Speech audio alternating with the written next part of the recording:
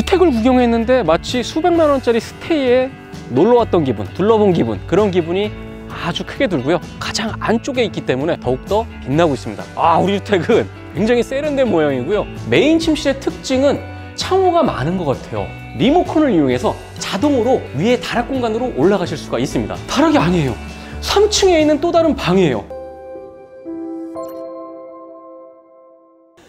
제가 걷고 있는 이 길이 마을길이고요. 폭도 굉장히 넓고 좋습니다.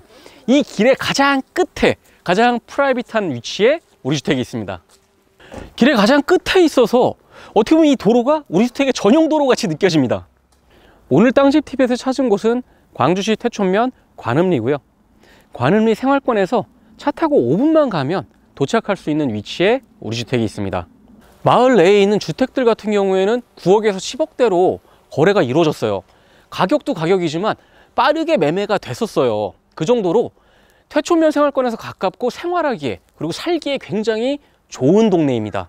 단지 내에 있는 주택들이 서로 약간의 거리를 두면서 호젓하게들 자리 잡고 있어서 굉장히 보기 좋은 마을이고요.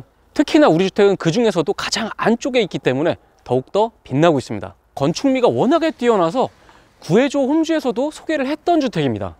가장 안쪽까지 들어오니까 뒤쪽에 산을 병풍처럼 탁 두고 앞쪽에 주택이 있는데, 지금까지 오면서 봤던 주택들은 다 사각사각 했거든요.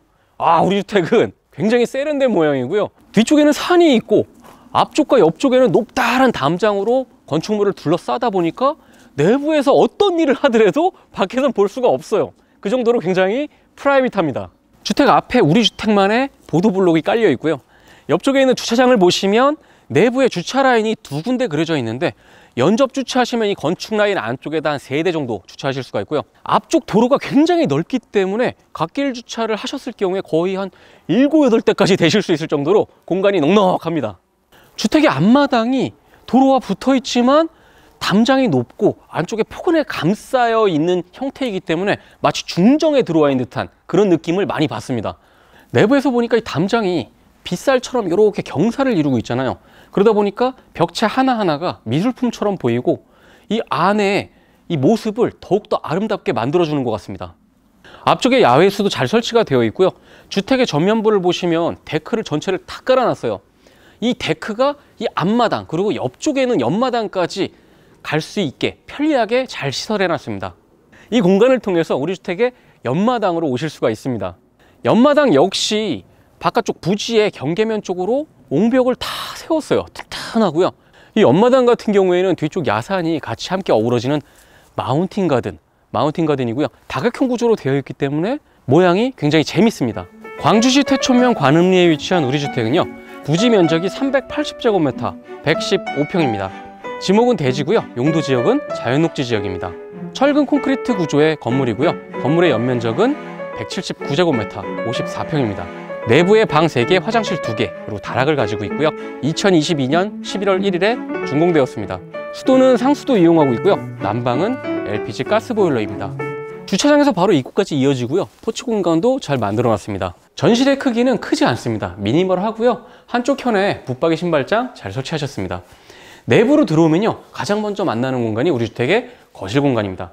거실 공간의 크기는 20평대 아파트 거실 공간 크기고요. 거실의 옆쪽으로 야산 쪽이 보이는 예쁜 창호를 설치를 했고요. 벽체를 보시면 굉장히 벽체가 높아요. 그리고 벽체를 칠마감을 하셨는데 질감이 굉장히 좋습니다. 이 마감의 느낌이 천장까지 이어지고 있는데요. 천장도 같은 색상이다 보니까 일체감도 좋고 거실 등도 굉장히 세련된 등을 잘 설치를 하셨습니다. 한쪽 현에 시스템 냉방기도 잘 설치되어 있습니다. 거실의 반대편에는 식사를 하실 수 있는 공간과 키친룸이 있습니다. 키친룸의 크기는 아주 크지는 않아요. 하지만 디귿자 형태로 구성을 했기 때문에 공간 활용을 굉장히 잘 하셨습니다. 싱크볼 사각 형태로 굉장히 예쁜 거 잘 쓰셨고요. 옆쪽에 보시니까 하이라이터와 인덕션을 같이 겸용으로 쓸 수 있는 화구가 설치가 되어 있습니다. 위쪽에 있는 후드까지도 같이 일체감이 있어서 참 보기 좋습니다. 옆쪽에는 냉장고와 김치냉장고가 설치가 되어 있는데요.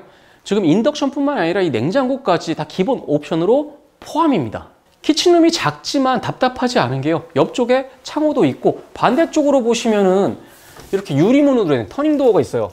그래서 바깥쪽까지 다 연결이 되어 있기 때문에 굉장히 분위기가 밝습니다. 거실 옆쪽으로는 1층에 통로 공간이 있는데요. 옆쪽에 큰 창호가 설치가 되어 있어서 앞마당을 시원하게 보실 수가 있습니다. 위쪽 보시면 간접등도 설치가 되어 있고 매립식으로 레일등을 설치를 하셨어요. 내가 원하는 위치에다가 등기구를 설치하실 수 있습니다.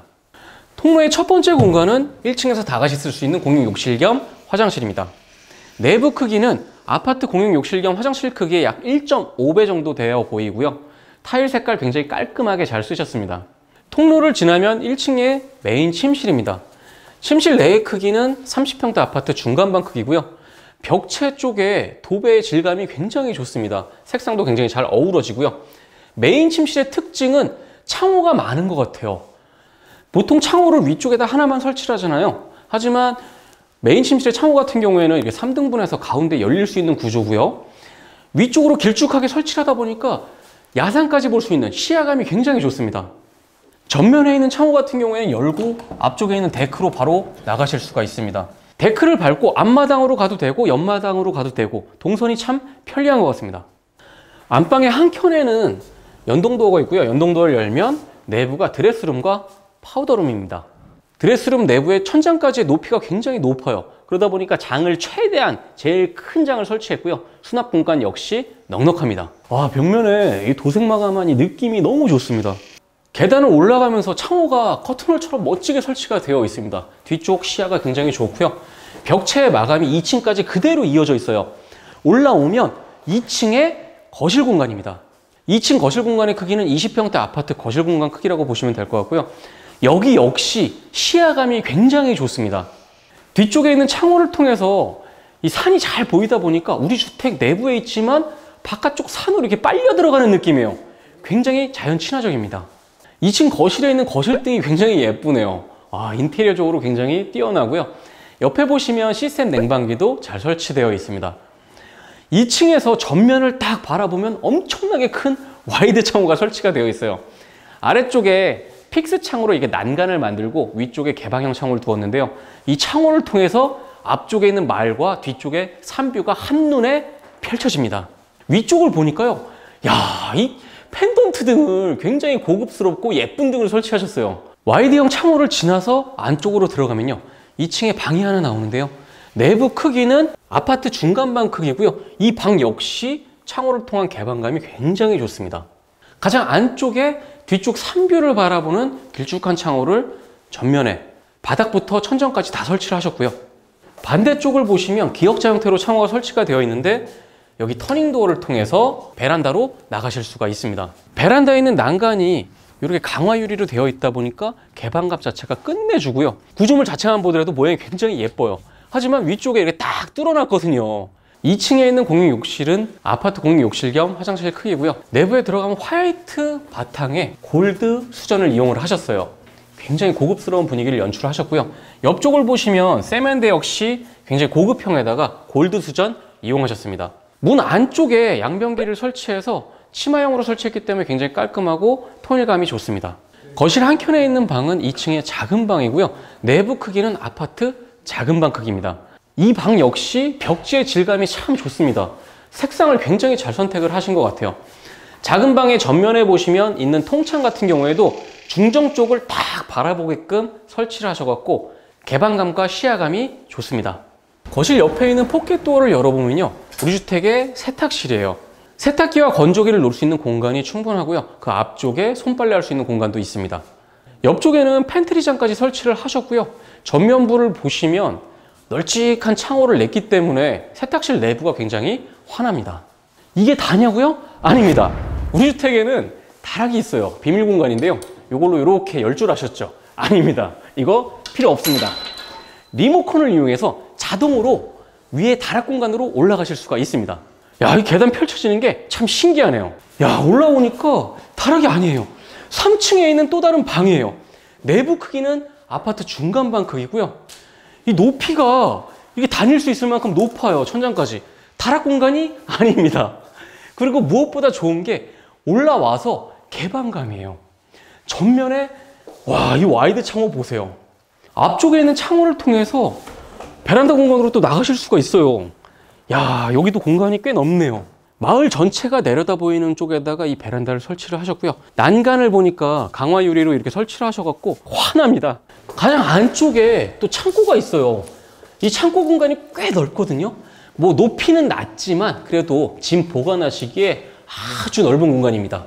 우리 주택까지의 접근성은 태촌면 생활권에서 5분, 경기 광주 IC에서 10분이면 오실 수가 있고요. 미사리에서도 20분이면 도착하실 수가 있습니다.